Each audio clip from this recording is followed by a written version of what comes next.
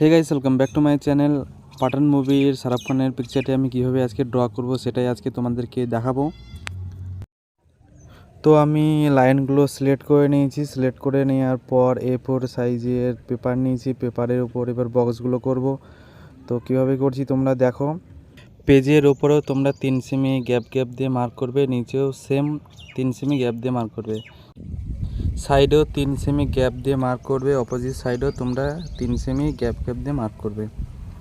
Mark হয়ে যাওয়ার পর তোমরা এবার লাইনগুলো অ্যাডজাস্ট করে নেবে।